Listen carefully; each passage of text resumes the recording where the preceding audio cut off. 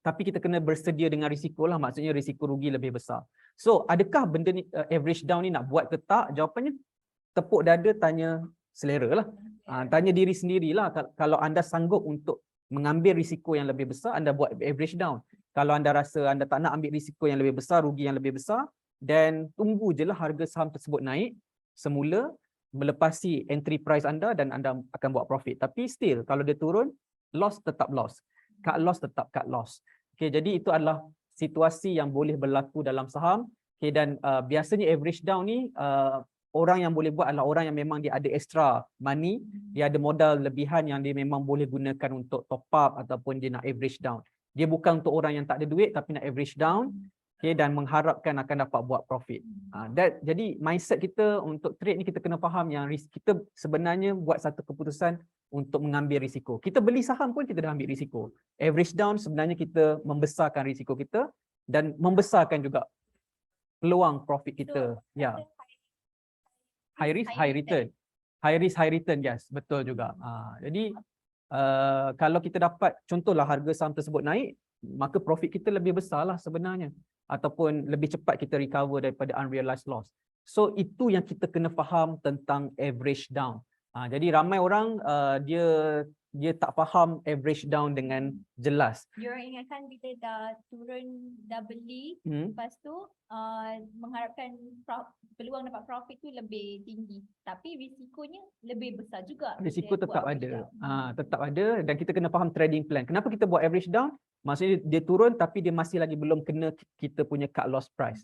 Okay, kalau dia dah turun bawah daripada cut loss price kita pergi average down juga, itu adalah kesilapan dalam average down lah, sebab counter tu dah going downtrend, kita pergi average down. Itu kesilapan. Jadi kita kena betul-betul faham technical analysis, kita kena faham situasi dalam kajian saham. Sebab tu kalau kita buat kajian saham, kita faham apa yang kita beli. So kebanyakan orang yang follow buy call ataupun ikut-ikut orang ni, dia tak faham apa yang berlaku kepada counter tersebut, dan mereka buat average down dengan harapan akan improve situasi trade saham dia lah. Okay, jadi that's why pada pendapat saya adalah average down ni satu knowledge yang kita boleh tahu. Taklah semestinya kita kena pakai. Kita pakai kalau kita bersedia untuk take the risk, bigger risk lah basically. Untuk kita rendahkan kita punya average down, average price kita. So macam itulah, okay? Clear. Faham ke ni? Faham ke panjang lebar Tuan Nizam terangkan tentang average down Average down. Jadi dan kebanyakan orang sebenarnya pada pendapat saya, dia ni masih lagi baru dalam trade saham. Belum ada cukup pengalaman. Jadi dia ada, dan kadang-kadang yang baru ni dia banyak expectation. Jadi bagi saya sebenarnya buat je dulu. Sebab tu kita selalu tekankan konsep start small grow big. Gunakan modal yang kecil. Kalau you nak buat average down pun, you akan nampak apa yang terjadi pada counter yang you beli bila you buat average down. Fahamkan apa yang berlaku dalam jual beli saham. Jadikan dia sebagai satu pengalaman untuk anda nampak apa yang berlaku lah. Okay, so that's why bila buat baru kita faham sebenarnya. Kita belajar saham ni dia satu benda yang praktikal. Dia tak boleh, orang kata tak boleh belajar terus aspek kita pandai. Kita terus faham. Kita kena buat dulu, kita kena dulu baru kita faham. Situasi, kita menghadapi situasi tu baru kita faham apa yang sepatutnya lah. Sebab tu tak disarankan untuk kita trade secara demo. Demo? Kita tak disarankan untuk trade secara, ini pendapat saya lah. Okay? Ada orang kata kalau nak belajar saham ni pakai account demo. Tapi saya tak setuju, sebab bagi saya trade saham ni adalah benda yang real. Kalau kita pakai account demo, dia macam kita main game je lah. Main game ni dia tak melibatkan emosi.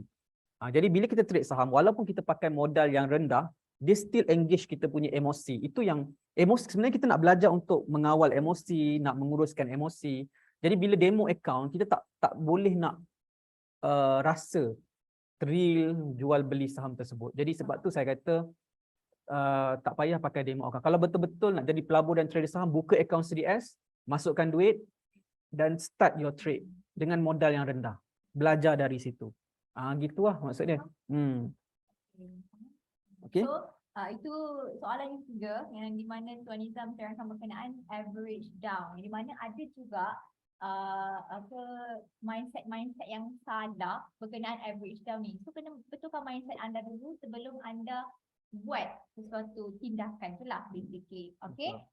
So kalau anda ada soalan berkenaan saham ataupun berkenaan apa-apa saja soalan-soalan panas, boleh ajukan dekat ruang komen di bawah supaya saya boleh tanya Tuan Nizam secara live dan Tuan Nizam boleh jawab secara live. Okay? So kita move on ke soalan yang keempat. Okay, soalan yang keempat saya nak tanya Tuan Nizam lah. Okay. Bonus issue. Bonus issue ni apa sebenarnya? Sebab setahu saya, kalau ada bonus issue, kita boleh dapat profit lebih. Sebab syarikat tu untung. Syarikat tu menjalankan perniagaan yang menguntungkan. So kita dapat profit lebih lah. Dan kalau betul lah bonus issue tu boleh mendatangkan profit yang lebih banyak kepada kita, macam mana kita nak pilih syarikat yang bagi bonus issue? Okay, alright. Ada sound problem ke? Ini? Madihan tak dengar? Saya dengar. Terdengar? Okay, alright. Madihan tak? Dengar tak? Cuba pakai ni. Hello? Tak dengar? Tak dengar? Hello? Sekejap. Ada masalah teknikal. Terima kasih Tuan Faizal di belakang tabir. Bersungguh-sungguh dari tadi. Okay, so sorry ada masalah teknikal. Biasalah kalau live berdua ni memang macam-macam masalahnya, kan? Tapi sebab kita kena bagi feedback. Kita Yes. sengaja. Sengaja bagi. Sengaja nak buat salah-salah. Supaya orang respon dekat orang. Supaya kita tahu alert dengan sesi live ni, okay? Yes, okay. Thank you for your response yang alright. tak kuat sangat. Okay. Okay, sekali lagi. So soalan yang keempat tadi, Madiha, Bonus issue. yes, Madiha tanya apa itu bonus issue. Sebab setahu Madiha dan ramai orang faham, bonus issue ni kita boleh dapat profit lebih. Kita boleh dapat keuntungan yang lebih daripada syarikat tu sebab dia menjalankan perniagaan yang menguntungkan. Sebab dia bagi bonus issue tu. Dan saya nak tanya, kalau betul lah kita dapat profit lebih, macam mana kita nak cari syarikat yang bagi bonus issue tu? Okay, alright. So tentang bonus issue, kena faham dulu. Dia bukan macam kita kerja, kita dapat bonus. Bos umumkan bagi bonus. Bukan macam tu. Bonus dekat dalam, bonus issue dekat dalam saham, biasanya dia adalah syarikat memberikan pegangan saham tambahan kepada pemegang saham. Okay, maksudnya contoh kita pegang 10,000 unit. Okay, syarikat bagi lagi 5,000 unit. So total unit kita jadi bertambah 15,000 unit. Dia bagi free saham kepada kita. Dia bukan bagi duit. Dia bukan bagi bonus keuntungan. Bonus ni dari segi jumlah unit saham yang diberi secara percuma kepada kita. Jadi kelebihannya adalah kita beli dengan 10,000 unit, kita dah dapat jadi 15,000 unit sebab dapat extra 5,000 unit. So itulah secara ringkasnya tentang bonus issue.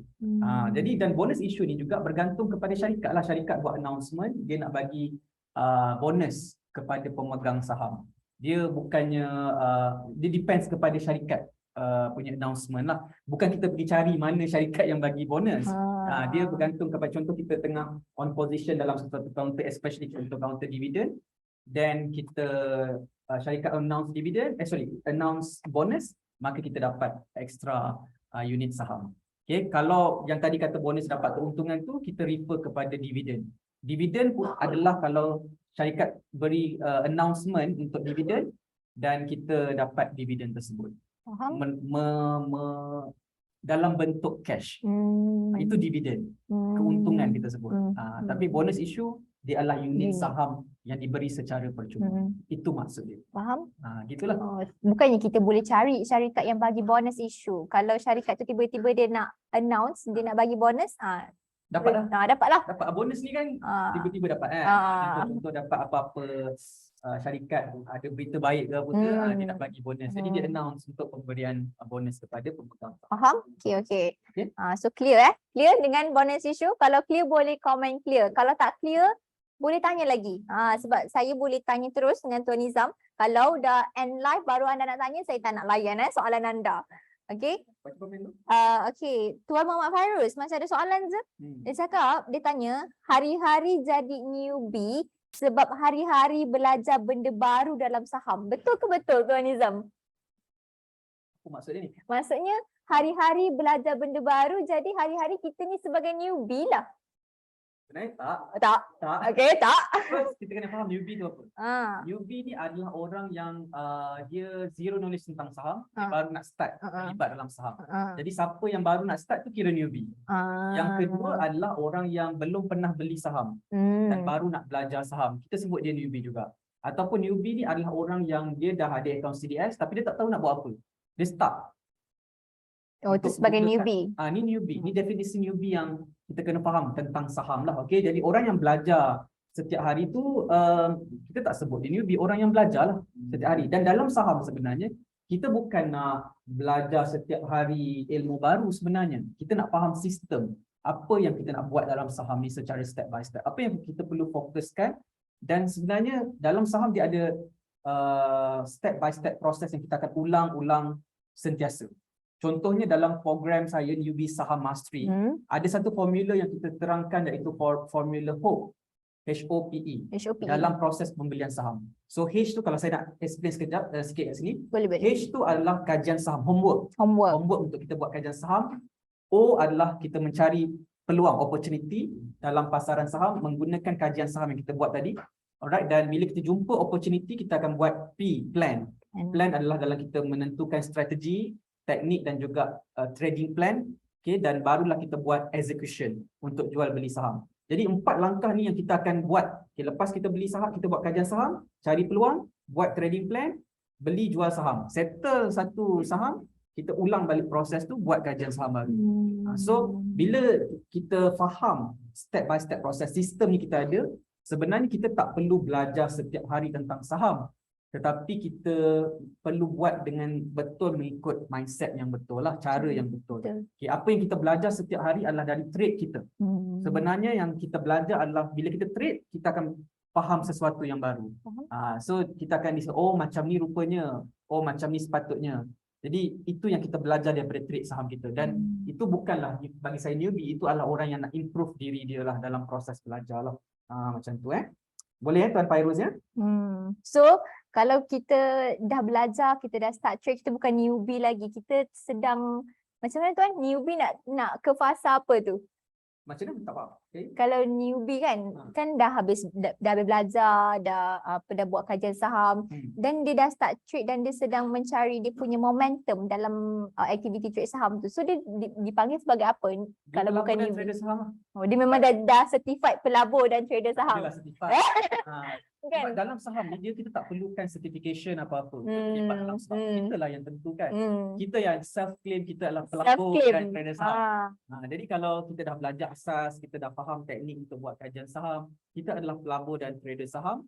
Okay, dan itulah kita. Faham? Cuma pengalaman kita yang menentukan kita faham tak apa yang kita buat, kita yakin tak dengan apa yang kita buat, itu dia level pengalaman masing-masing lah. Macam tu. Okay, alright. So Puan Zurina ada syukur ada komen option ke? Option yang mana tu? Okay. Yang tentang bonus issue ke tadi? Okay, mungkin ada soalan dekat bawah dia. Okay. Okay, right.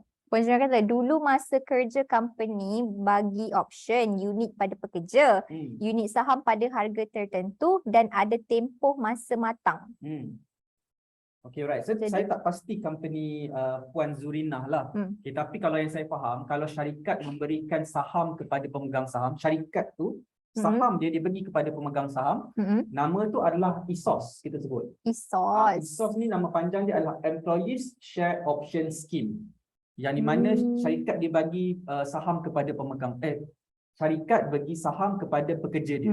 ESOS. Jadi benda tu depends kepada syarikat lah. Okay, nak bagi ke tak, okay, mungkin dia nak value pekerja-pekerja, dia nak bagi pegangan saham lah. Dan of course boleh jual ataupun nak simpan, terpulang masing-masing lah.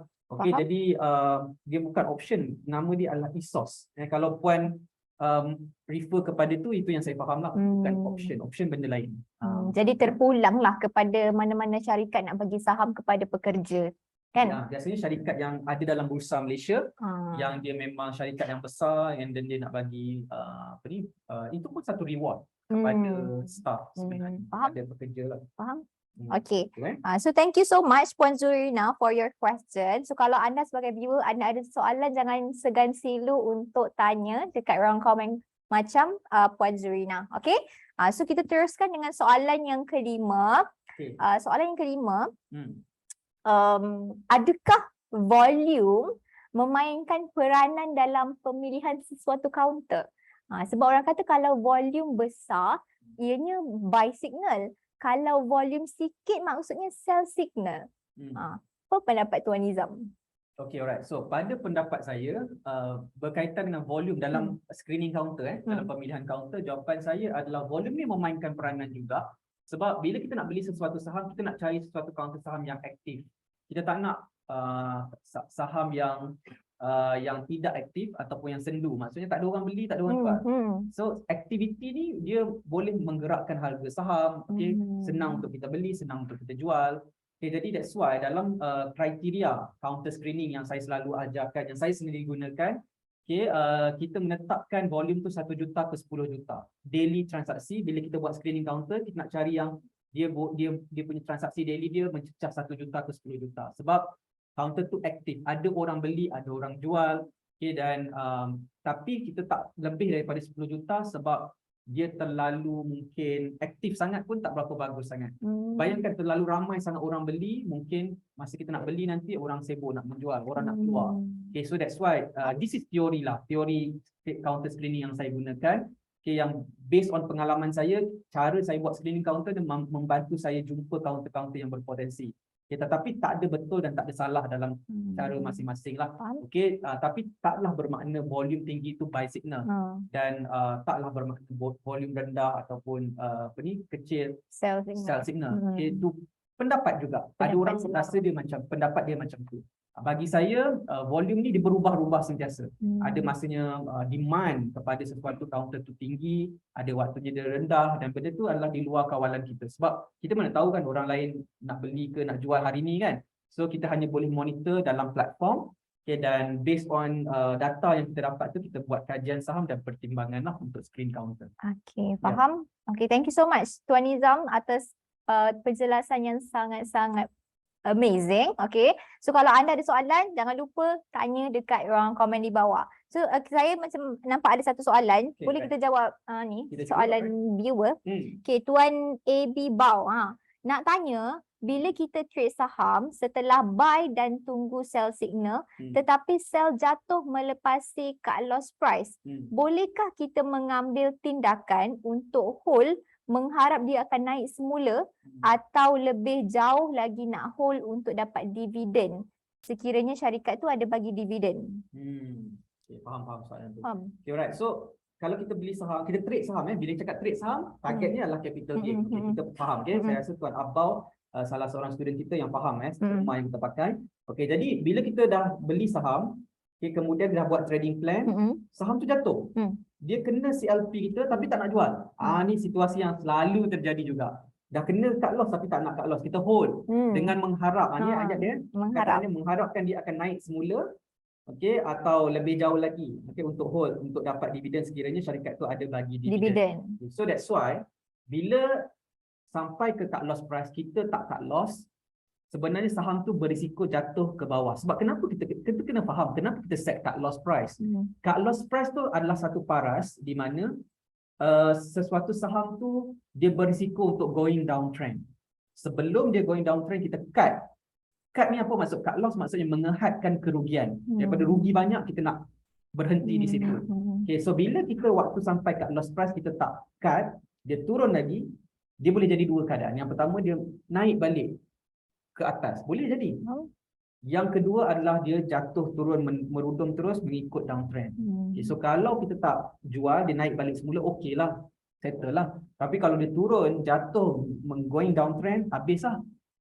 Itu yang jadi masalahnya, rugi tu bertambah besar. Target rugi bawah 10%.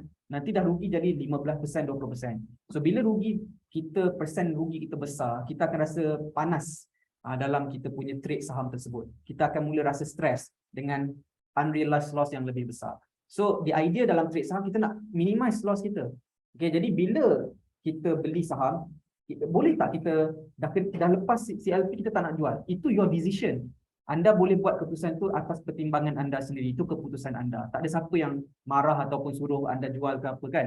So ini adalah satu panduan. Trading plan ni satu panduan untuk kita bertindak dalam saham. So kalau anda hold, dia jatuh, dia going downtrend, anda rugi lagi besar, anda kena terimalah. Itu adalah keputusan yang anda buat.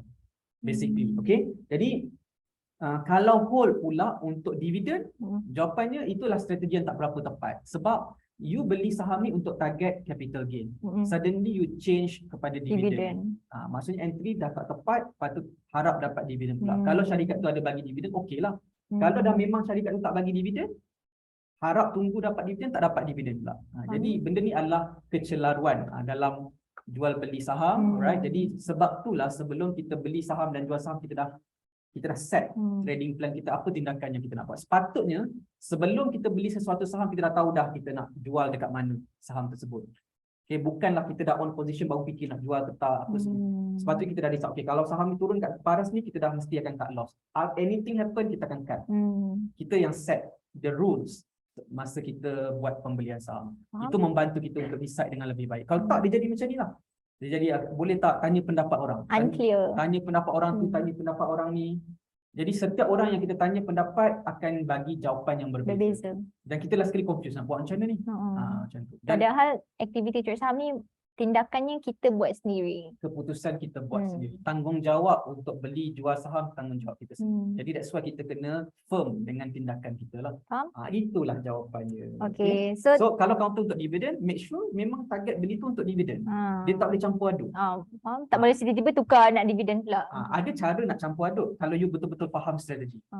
So biasa strategi untuk campur aduk ni saya ajar dalam program Grandmaster Saham Mastery. Kalau kita nak beli saham tu, kita cover untuk dua-dua strategi dividen dan capital gain. Tapi kita kena faham pendekatan dia. Entry dia kat mana, semua kita kena faham. Okay, Macam tu. Boleh belajar lagi lah. So itu dia jawapan yang untuk soalan Tuan AB Bau. So hopefully Tuan AB Bau clear dengan jawapan Tuan Nizam. Okay, Tuan AB Bau cakap faham. Terima kasih Tuan Puan. Sama-sama. So hopefully bermanfaat lah untuk Tuan AB Bau buat keputusan yang seterusnya lah. Okay, basically. So, lagi ada soalan lagi? Satu dua soalan lagi. Satu dua soalan lagi saya nak tanya soalan cepu mas. Cepu mas, okay, alright. Tuan Nizam. Right. Sebab ini dua-dua benda ni Tuan Nizam buat. Okay. So soalan cepu mas dia yang sering ditanya juga oleh para pelabur saham. Basically pelaburan saham ataupun bisnes. Sebab Tuan Nizam buat dua-dua. Tuan Nizam trade saham dan Tuan Nizam juga buat bisnes. Orang businessman lah basically. Entrepreneur. So stock versus business. Mana satu yang menjadi pilihan? Mana satu yang lebih baik? Maybe Tuan Nizam boleh buat perbandingan ataupun persamaan. Maybe viewers pun ada juga yang seorang trader, ada juga businessman juga.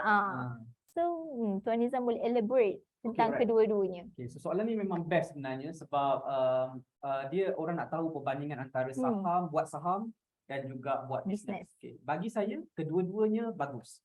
Dua-duanya ada benefit, cuma cara kita buat tu berbeza. Okay, saham bagi saya dia lebih kepada individual. Sebab kita buka account serius under nama kita dan kita trade saham tu kita buat sendiri. Modal kita trade. Alright. Bisnes pula, kalau kita buat bisnes yang proper lah, kita buat enterprise, ataupun kita buat Sdn Bhd, kita hire team dan sebagainya. Okay, kita buat proper bisnes, dia bukan soal individu sahaja, dia soal team, okay, untuk kita grow the business lah. Okay, dan bisnes ni pula, dia melibatkan aktiviti marketing and sales and branding. Maksudnya kita kena buat marketing, kita kena buat jualan, kita kena close sales dan sebagainya. Okay, jadi benda-benda tu kena belajar. Of course, saham kena buat kajian saham, kena belajar juga. Okay, tetapi kajian saham kita buat sendiri. Kalau bisnes, kita kena belajar marketing, sales. Banyak komponen yang kita kena belajar dalam bisnes untuk kita menjayakan bisnes tersebut. Okay, so dia adalah saham adalah game seorang-seorang. Okay, bisnes adalah game team. Dia dua benda yang berbeza. Dan of course, dua-dua tu memerlukan kita belajar. Okay, dan dari segi profitability, mana lagi bagus? Of course, dua-dua boleh buat banyak duit. Okay, saham boleh buat banyak duit, boleh buat profit 5 angka, ada profit 6 angka, 1 juta pun boleh buat profit dalam saham. Kalau kita buat dengan betul, kalau kita beli counter saham yang betul dengan modal yang betul, of course boleh buat profit. Bisnes boleh buat profit jutaan ringgit, okey. Ramai je orang yang buat Jadi bisnes. millionaire. Jadi millionaire dengan buat bisnes, okey, macam-macam produk kita boleh jual.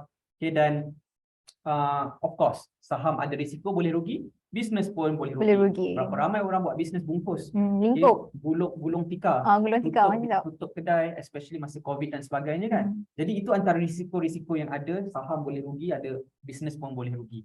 So, tapi bagi saya juga satu lagi perbandingan saya boleh buat adalah tengok kesesuaian dengan diri kita.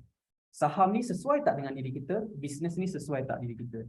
Jangan sekali-kali kita buat saham ataupun buat bisnes sebab ikut-ikut orang. Orang buat bisnes, kita pun nak buat bisnes. Orang buat saham, kita pun nak buat saham. So cari kesesuaian dalam diri kita, tengok kekuatan kita, potensi kita, dan kita buat accordingly. Belajar ilmu, nak melabur saham kena belajar ilmu, nak buat bisnes kena ada ilmu. Okay, dan faham along the way akan ada ups and down. Okay, so macam tu. Okay, faham. Itulah sikit sebanyak lah. Okay, faham. Jadi Tuan Nizam memang pilih kedua-duanya sekali. Sebab Tuan Nizam seorang trader dan seorang businessman juga. Saya sesuai untuk buat dua-dua. Saya minat untuk buat dan saya take the risk untuk buat kedua-duanya lah. Okay. Of course. So saya rasa soalan Cepu Mas tu dah merangkum kita punya sesi Q&A hari ini Saham Mastery Talk Show, dan saya ucapkan terima kasih buat Tuan Nizam sebab dah jawab semua persoalan dengan jawapan-jawapan yang sangat clear, dan kita jawab juga soalan-soalan daripada viewers. Sebab tadi ada 2 orang yang tanya, tapi kalau ada lebih ramai lagi mesti lagi best. Mesti kita boleh buat Saham Mastery Talk Show part 2. Maybe kita buat lagi. So kalau anda ada juga soalan-soalan yang macam tak sempat nak tanya tadi, baru terfikir soalan ni dan nak habis ni baru terfikir, tak apa. Anda boleh komen dekat ruang komen di bawah dan maybe kita boleh ambil soalan anda untuk ke Saham Mastery Talk Show part 2 lah, basically macam tu. So saya ucapkan thank you buat Tuan Nizam. Nanti kita jumpa lagi insya-Allah dalam Saham Mastery Talk Show part 2. Okay? Alright, so di kesempatan ini juga Madiha nak berikan makluman, Madiha nak inform kami akan anjurkan sesi Newbie Saham Mastery Live Event. Program Newbie Saham Mastery Live Event yang akan berlangsung pada 8 Oktober 2022 hari Sabtu. Bulan depan lah, basically lagi 2 minggu je macam tu. Okay, so buat anda newbie yang baru nak bermula dalam saham, yang nak berjumpa dengan Tuan Nizam secara face to face, yang dah sekian lama menunggu kelas offline ni, ini peluang untuk anda grab. Okay, peluang anda berjumpa dengan Tuan Nizam Malik secara berdepan. Lagi kalau berdepan ni lagi macam ada sesi heart to heart, lebih best lah kan, boleh heart to heart, boleh bersemuka, boleh tanya soalan direct. So saya nak ajak anda untuk join Newbie Saham Mastery Live Event 8 Oktober 2022 hari Sabtu di Sunny Hotel Kuala Lumpur. Okay, so orang Selangor, orang KL lagi dialunkan datang sebab dekat je kan, di KL sahaja.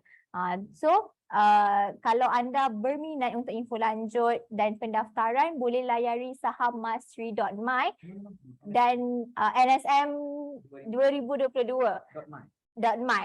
Okay, sebab kita ada saya ada komen dekat ruang komen link Newbie Saham Mastery Live Event, so boleh terus tekan link tersebut dan boleh bacalah info lanjut dan mendaftar dengan segera. Okay, so jangan lupa daftar untuk live event dan berjumpa dengan Tuan Nizam Malik dan tim Saham Mastery. Okay, so saya rasa setakat itu sahaja sesi Saham Mastery Talk Show, sesi Q&A bersama Tuan Nizam Malik. So thank you so much anda menonton secara daripada awal sampai habis, especially kepada viewers yang awal-awal tadi ada sampai habis. Anda ada juga, anda memang very supporting, sangat-sangat committed dengan kami.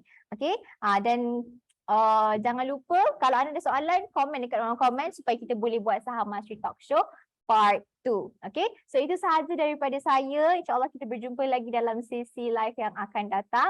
Saya Madiha dari tim Saham Mastery undur diri terlebih dahulu. Thank you so much. Assalamualaikum warahmatullahi wabarakatuh dan bye-bye.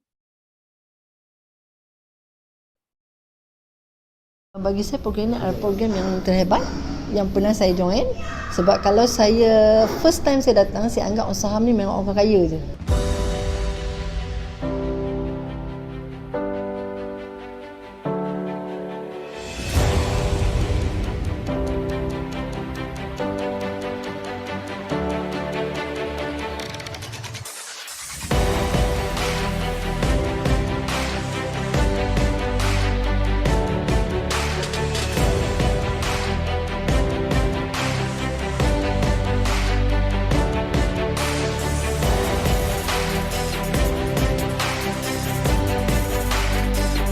Tuan Nizam Malik dia menerangkan tentang saham tu dari segi yang beginner. Untuk saya yang tak faham apa-apa ni, jadi boleh faham lah, jelas dan lancar macam mana untuk naik ke level yang seterusnya.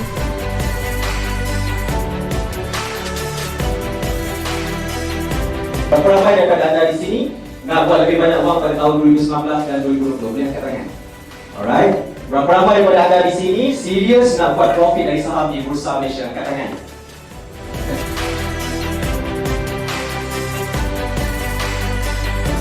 Hari ini memang satu orang kata ilmu yang baru. Yang the bestnya kita punya speaker Tuan Nizam memang very simple and sweet, mudah difahami dan insyaAllah try our best. Saya rasa baik muda ke tua pun can apply. Saya bawa family, anak because dia orang Gen Y. Bagi saya is a good untuk my family because this a long term future dia. Sebab saya macam nak tahu sangat saham ni macam mana ni. Kadang orang dapat profit dalam macam 1 hari, 2 hari boleh dapat profit, kadang seminggu kan.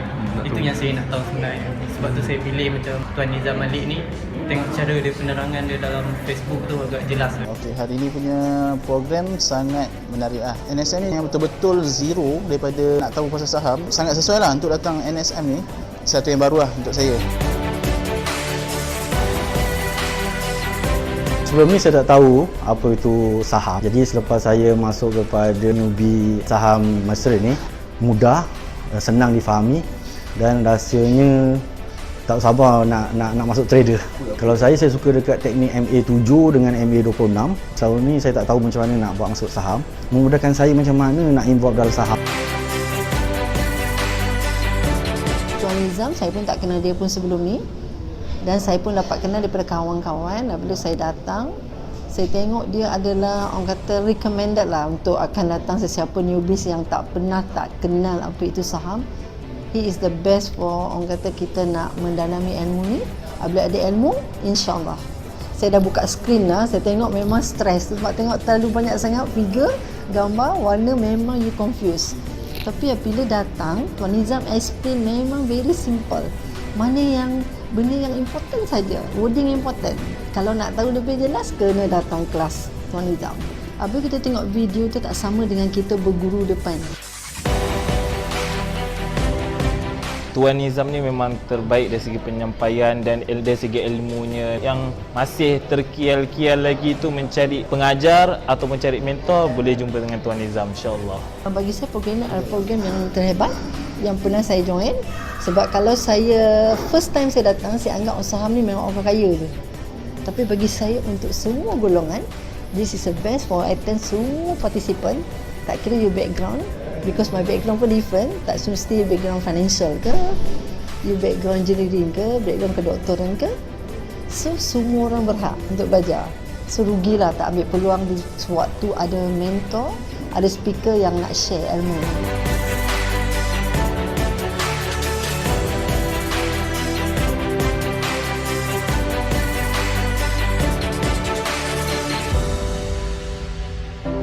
Newbie saham mastery terbaik. Newbie saham mastery terbaik.